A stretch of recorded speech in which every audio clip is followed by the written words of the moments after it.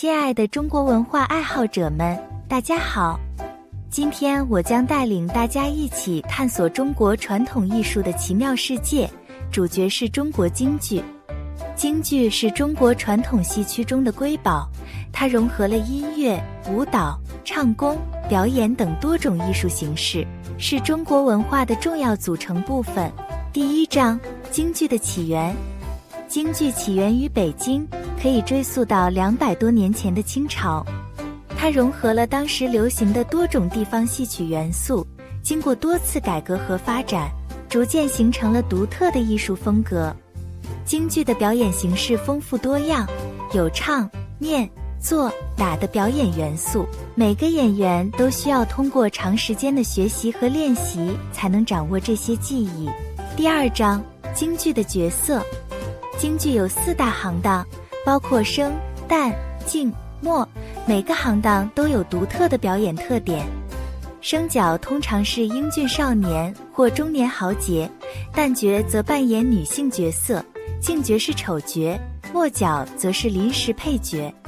每个角色都有自己的服饰、化妆和表演方式，通过这些特色可以轻松辨认角色身份。第三章：京剧的音乐。京剧音乐是由特殊的京剧乐器演奏而成，包括京胡、二胡、琵琶等。这些乐器搭配演员的唱腔，产生独特的音乐效果。京剧的音乐通常具有悠扬的旋律，能够引起观众的共鸣，增强戏剧的表现力。第四章：京剧的表演艺术。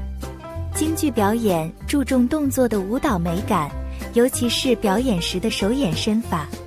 演员需要通过不同的动作来表达角色的情感和性格，同时保持身体的协调性。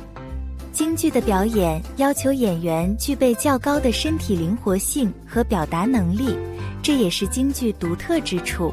结语：走进京剧的世界。通过这次探索，相信大家对中国京剧有了初步的了解。